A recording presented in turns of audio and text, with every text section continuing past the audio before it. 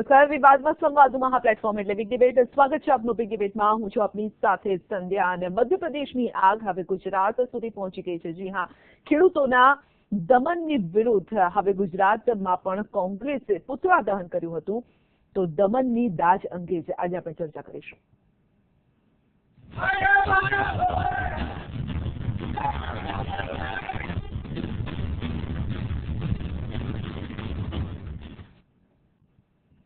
તો ગુજરાત વિધાનસભાની ચૂંટણી પહેલા જ રાજકીય વાતાવરણમાં પણ ગરમાવો આવતો જાય છે. કેરળમાં કોંગ્રેસી કાર્યકર દ્વારા ગૌ હત્યાનો મામલો ઉઠાવી ભાજપે નગારે ઘા કરતા સંકટમાં મુકાયેલી કોંગ્રેસે મધ્યપ્રદેશના મંદસૌરમાં પોલીસ દમનમાં મારા ગયેલા ખેડૂતોના હામી બની અને આંદોલન કરી ભાજપના આક્રમણને ખાળવાનો પ્રયત્ન કર્યો છે.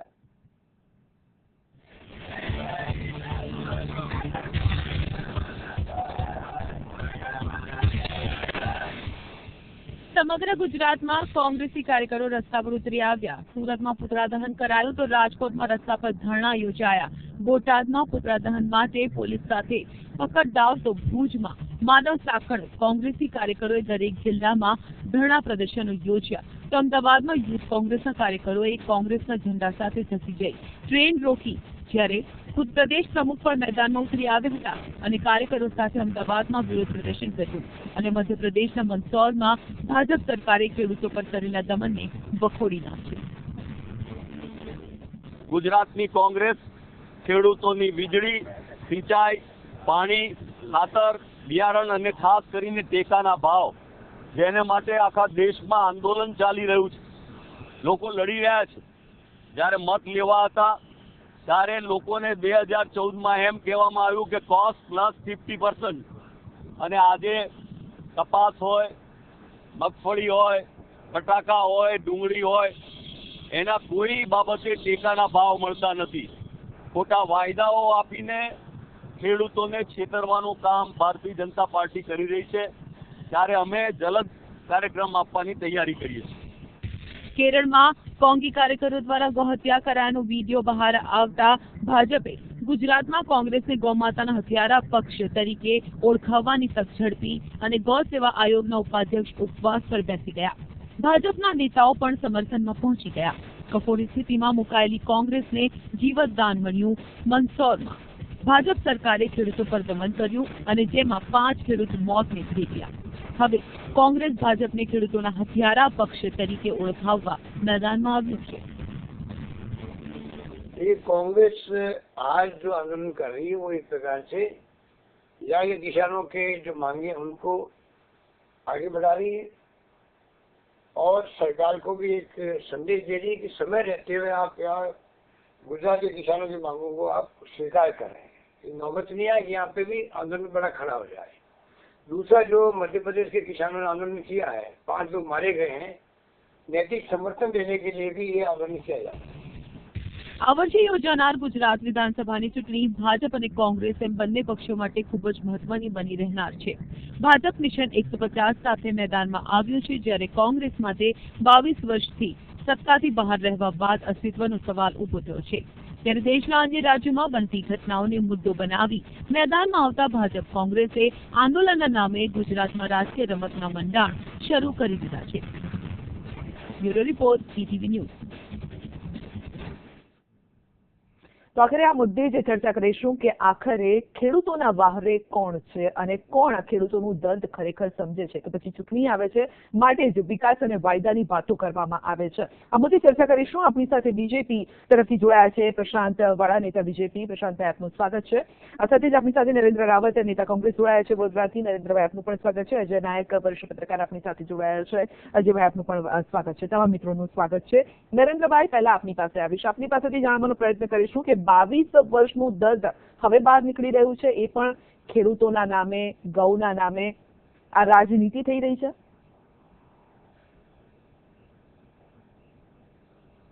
ચોક્કસથી છેલ્લા 22 વર્ષથી ભારતીય જનતા પાર્ટીનું શાસન, જેમાં વાસ્તવિકતાને ક્રૂર રીતે દબાવી દેવામાં આવી છે. જે રીતે બેરોજગારીનો પ્રશ્ન છે, જે રીતે મોંઘવારીનો પ્રશ્ન છે, જે રીતે તમામ પ્રશ્નો ચારો તરફથી જે ભ્રષ્ટાચારના મુદ્દાઓ છે એને દબાવીને નોન ઇસ્યુને સામે લાવીને પ્રચારના તંત્ર દ્વારા દબાવી દેવામાં આવે છે. સૌથી મોટી સમસ્યા એ છે કે અત્યારે ગુજરાત રાજ્યની અંદર જે રીતે ભ્રષ્ટાચાર છે, જે રીતે મોંઘવારી છે, જે રીતે બેરોજગારી છે, ખેડૂતોના પ્રશ્નો છે, આ સરકાર દલિત વિરોધી, ખેડૂત વિરોધી, તમામ ઓબીસી વિરોધી અને આ સરકાર દ્વારા જે પ્રકારે વહીવટ કરવામાં આવી રહ્યો છે એ ફક્ત પ્રચારના કારણે એ લોકો ટકી રહ્યા છે. સાથે સાથે લોકો જે મુશ્કેલીમાં છે એ એમને દેખાતું જ નથી અને એની સામે ગુજરાતની અંદર ભારેલો અગ્નિ જેવી પરિસ્થિતિ છે. ખેડૂત પાણી માંગે તો બી એને મારવામાં આવે અને બીજા ઇસ્યુ તરફ લઈ જવામાં આવે.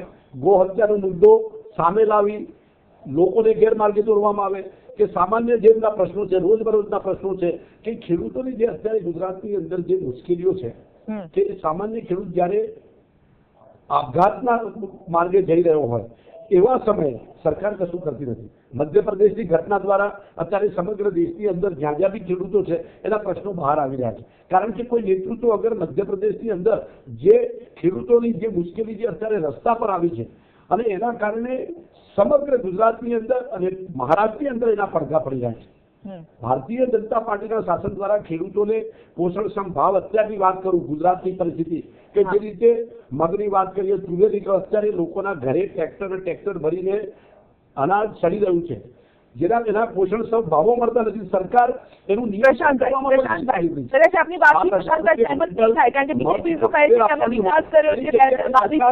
ખેડૂતની આવક અમે બમણી કરવા જઈ રહ્યા છે તો પછી શા માટે ખેડૂતોએ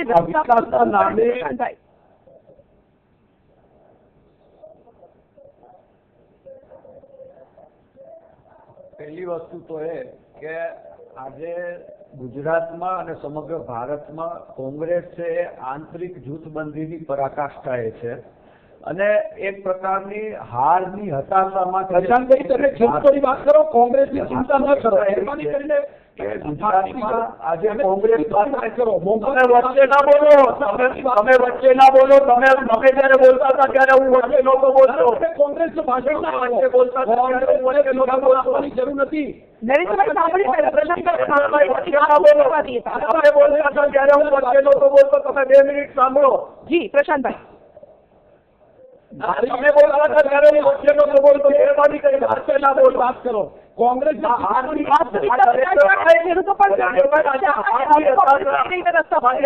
હતાશા બહાર નીકળી રહી છે. કેરળમાં પગ તળે રેલો આવે છે માટે હવે કોંગ્રેસે ખેડૂતોની વાત તમે શું લોકોને કરી? લોકો શા માટે મેદાનમાં આવી ગયા? ભાઈ જે રીતના વાત કરે છે સંધ્યાબેન, જી પ્રશ્ન પૂછવામાં આવે એનો જવાબ આપો. ભાઈની અને કોંગ્રેસની હારની હતાશા આપણને સ્પષ્ટ રીતે દેખાય છે અને એટલા માટે એ મને બોલવા નથી બોલે છે. દર્દ છે. હારની હતાશા સ્પષ્ટ રીતે દેખાય છે. હું મુદ્દા ઉપર આવું છું જી કે એ ખરેખર નરેન્દ્રભાઈનું દર્દ છે બહુ સાચું છે. કારણ કે આજે કોંગ્રેસમાં આંતરિક જૂથબંધી પરાકાષ્ઠા ઉપર પહોંચી ગઈ છે. કોંગ્રેસ પાસે અમારા કારણે લોકોની દોષ થઈ છે અને એટલા માટે આજે આવા મુદ્દાઓ ઉભા કરી કોંગ્રેસમાં હંમેશા રહેવાનું છે, વિપક્ષ તરીકે આપણી સામે રહેવાનું છે. ખેડૂતો માટે શું કર્યું એ વાત કરો. એને એક બાજુ મૂકી. અને ખેડૂતોની જ્યાં સુધી વાત છે તો ગુજરાતમાં અને કેન્દ્રમાં આજે ભારતીય જનતા પાર્ટીની સરકારે કેન્દ્રના બજેટમાં પણ અમે ડિક્લેર કર્યું છે કે 2022 સુધીમાં ભારતના તમામ ખેડૂતોની આવક છે એ બમણી થશે અને એ ફક્ત વાતો નહીં પણ એના માટેના પગલાઓ ડે 1 થી અમે ચાલુ કરી દીધા છે. એ પછી ખેડૂતોના સાધનો માટે પદ્ધતિ હોય, સિંચાઈનું પાણી ખેતરે પહોંચાડવાની વાત હોય, એના માટે અમે તમામ પ્રકારની જોગવાઈઓ કરી છે અને એના માટેના કામો પણ ચાલુ છે. અને ગુજરાતનો અને ભારતનો ખેડૂત ભારતીય જનતા પાર્ટીના શાસનથી ખરેખર સંતુષ્ટ છે. પણ કોંગ્રેસ બુદ્ધિભર લોકોને કે નાની કોઈ એવી ઘટનાને મોટી બતાવી આજે મધ્યપ્રદેશમાં જે કઈ બન્યું ટીવીમાં પણ એના વિડીયો આવે છે કે કોંગ્રેસના નેતાઓ ત્યાં વચ્ચે જઈ અને ખોટી રીતે ખેડૂતોને લોકોને ઉકસાવે છે અને ત્યાં હિંસા ભડકાવે છે.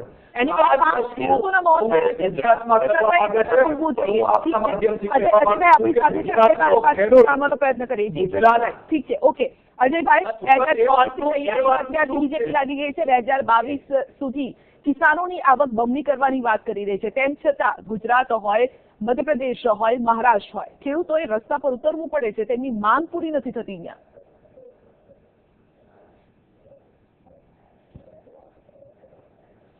બિલકુલ, સરકારે જાહેર કર્યું છે કે 2022 સુધીમાં ખેડૂતોની આવક જે છે બમણી કરવામાં આવશે, પણ એ બમણી કઈ રીતે થશે એના માટેના કોઈ ઉપાય કે રસ્તા એવું દેખાતું નથી, એટલે ખેડૂતોમાં હતાશા આવે છે અને પરિણામે એમને રસ્તા પર ઉતરવું પડે છે. મહારાષ્ટ્ર અને મધ્યપ્રદેશમાં સંજય તમે જોશો કે કોઈ નેતા નથી, ત્યાં ખેડૂતો સ્વયંભૂ રીતે રસ્તા પર આવી ગયા છે. વિપક્ષની તો આપણે વાત કરતા નથી, કારણ કે વિપક્ષની મહારાષ્ટ્રમાં હોય, મધ્યપ્રદેશ હોય કે ગુજરાતમાં વિપક્ષ બહુ ખરાબ દશામાં છે. એની પોતાની સ્થિતિ નબળી છે કે લોકોને લીડ કરી શકે એવી સ્થિતિમાં નથી. ને ભાજપની પરિસ્થિતિ એવી છે કે માત્ર વાતો કરે છે, લોકોને એવો વિશ્વાસ બેસતો નથી કે એમના માટે કંઈ થઈ રહ્યું છે. આજે અજંપો છે ને આ વાતનો છે કે તમે કોકના માટે કંઈ કરી રહ્યા છો, એ રિયલાઇઝ થવું જોઈએ સામાન્ય વ્યક્તિને, પણ એવું થતું નથી. એને કારણે આ બધી વસ્તુ થઈ રહી છે. તમે એવું કહો છો કે ખેડૂતોને અમે પાક વીમા, પ્રધાનમંત્રી પાક વીમા યોજના જાહેર કરી, એ લોકોએ સસ્તા ધિરાણ યોજના જાહેર કરી. આ ઉપરાંત સિંચાઈ છેક સુધી પહોંચવાની વાતો છે, પણ એના માટે નક્કર કામ થવું જોઈએ, આપણે દેખી શકાય એવું કંઈ થતું નથી.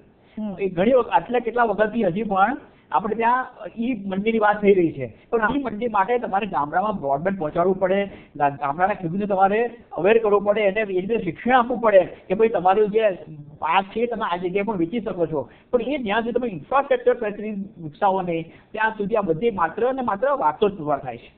જી સાંભળ્યું પ્રશાંતભાઈ, આપના વિશે પણ આ જ વાત થઈ રહી છે અને તજજ્ઞો પણ એ જ કહી રહ્યા છે કે વાતોના બળા ન કરો, કામ કરો, જમીન ઉપર કામ કરો. 5 ખેડૂતોના ત્યાં મોત થઈ ગયા છે. કોંગ્રેસ પણ ત્યાં સાંત્વના આપવા માટે પહોંચી હતી, પરંતુ બીજેપી શું કરે છે? બીજેપી શું કરે છે તે પણ જણાવીએ કે મુખ્યમંત્રી ઉપવાસ કરવાના છે. જી હા, શિવરાજસિંહ ત્યાં ઉપવાસ કરવાના છે કે જે શાંતિ બહાલી માટે. પરંતુ શાંતિ ક્યારે આવશે? જ્યારે બીજેપી કોઈ સ્ટેન્ડ લેશે. પ્રશાંતભાઈ, શું સ્ટેન્ડ છે બીજેપીનો અહીંયા?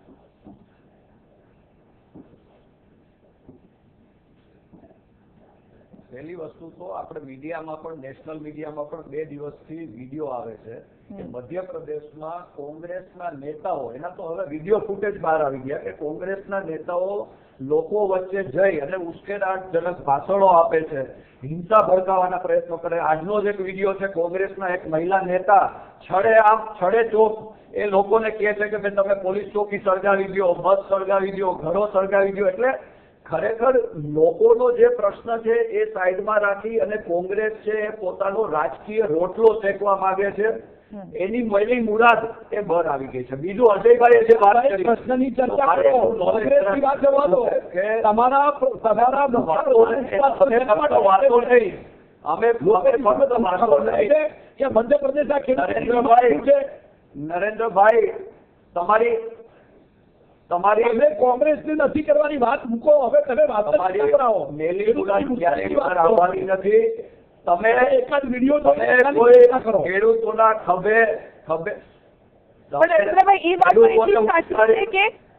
અત્યારે આમ પણ એવામાં જો આવા ઉશ્કેરાટ ભર્યા નિવેદનો આવશે તો પછી પ્રજામાં શું સંદેશ જશે?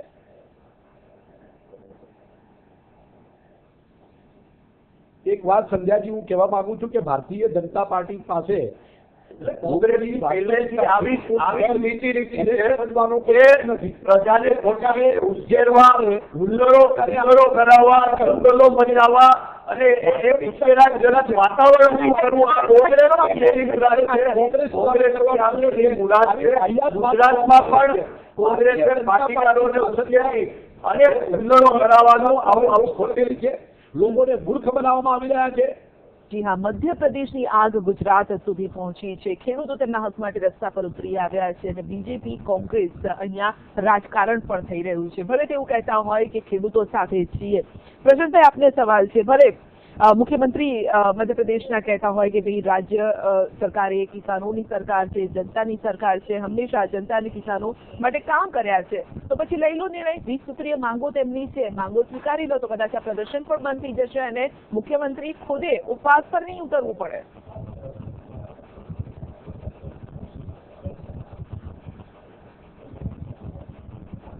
ચોક્કસ રીતે આજે મુખ્યમંત્રીશ્રીનું નિવેદન જે આવ્યું કે ભાઈ મધ્યપ્રદેશની સરકાર હોય કે કેન્દ્રની ભારતીય જનતા પાર્ટીની સરકાર હોય, આ સરકાર કિસાનોની સરકાર છે અને કિસાન હિત માટેના અનેક નિર્ણયો છેલ્લા 3 વર્ષમાં કેન્દ્ર સરકાર દ્વારા લેવામાં આવ્યા છે. આજે તમને ખ્યાલ હોય કે ટપક સિંચાઈ પદ્ધતિમાં 85% સુધી સબસિડી, જે પહેલા 35% અને 40%ની સબસિડી હતી, એને બદલે 85% સુધીની સહાય ટપક સિંચાઈ પદ્ધતિમાં આ સરકાર આપે છે. ત્યારબાદ પ્રધાનમંત્રી ફસલ વીમા યોજનાની વાત હોય, આજથી 5 વર્ષ પહેલાની પરિસ્થિતિ તમે જુઓ તો વીમા યોજના એ ફક્ત લોન લેવા માટે વીમા યોજના ખેડૂતો માટે હતી. એમાં જળમૂળમાંથી પરિવર્તન કરી અને ખેડૂતોને ખરેખર ફાયદો થાય, જે ખેડૂતોને નુકસાન થયું હોય એને પૂરતું વીમા કવચ મળે, એ માટે એક સુઆયોજિત યોગ્ય વીમા યોજના પ્રધાનમંત્રી ફસલ વીમા યોજના એ ભારતીય જનતા પાર્ટીની સરકારે આપી. યોજના બહુ સારી લાગે છે, સાંભળવામાં બહુ સારી લાગે છે. પ્રધાનમંત્રી વીમા યોજના, એમાં દમ પણ લાગી રહ્યું છે, વજન પણ લાગી રહ્યું છે. અજયભાઈ, આ દમ અને વજન આ યોજના છે જે નામ દેખાય છે આપણને. ખેડૂતોના બિલકુલ આપણે જે પહેલા પણ મેં કહ્યું એ પ્રમાણે કે પ્રધાનમંત્રી પાક વીમા યોજના હોય કે લોન ધિરાણ માટે તમે માફ કરતા હો, વ્યાજ માફ કરતા હો, પણ એમાં ખેડૂતોને એવું લાગે છે કે એમના માટે આમાં કશું છે જ નહીં. લાભ કોને મળે છે? જે નાના ખેડૂતોને લાભ મળવો જોઈએ એમને તો કોઈ લાભ મળતો જ નથી. પરિણામે એવું થાય છે કે ખેડૂત પોતાને વંચિત સમજે છે.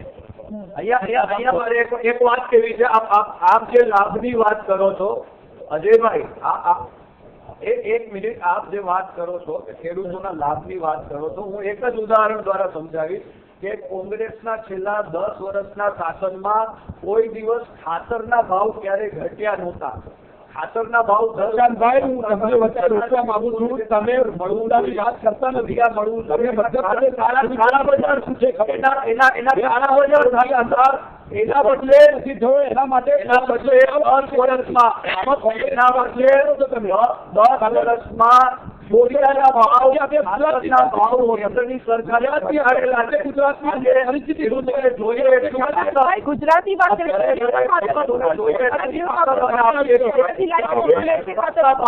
પ્રશાંતભાઈને જવાબ આપો. નરેન્દ્રભાઈ પાસે જઈએ. નરેન્દ્રભાઈ, હું સમગ્ર ભારતની વાત કરવા તમે એવું કશું કરી ભાવ ઘટ્યા છે, તમે કશું જોઈએ.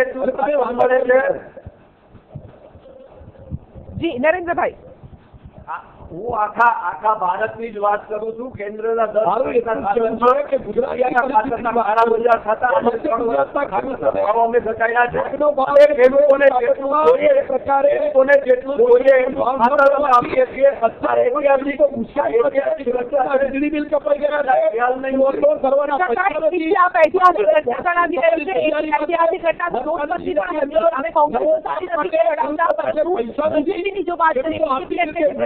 10 થઈ ગયો છે. ભ્રષ્ટાચાર બીજેપીના શાસનમાં થયો જ નથી. નોટબંધી બાદ શું નકલી નોટોનું કાળાબજાર બંધ થયું છે? આ સવાલ પર ત્યાં જ ઉભો રહે છે.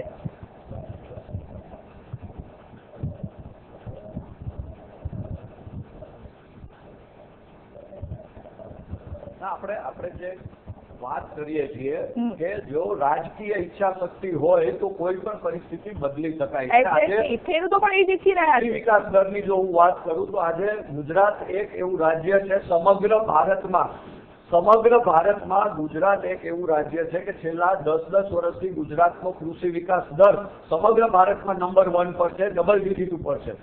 તો કહેવાનો મતલબ કે હમણાં જે કહેતા વાત તમારું ખોટું છે, કારણ કે હમણાં જિલ્લા પંચાયત તાલુકા ઉપર છે, ખેડૂતો સક્ષમ છે. કોંગ્રેસને તો ભરપૂર લાગવાનું ભાઈ, કોંગ્રેસને તો ભરપૂર લાગવાનું. તમને ચૂંટણી આવે ત્યારે ચૂંટણી આવે ત્યારે તમને ખેડૂત યાદ આવે છે. અમે રાત દિવસ ખેડૂતોની ચર્ચા કરીએ છીએ. કોંગ્રેસે ખેડૂતો માટે બોલવાનું કોઈ હક નથી. તમે હંમેશા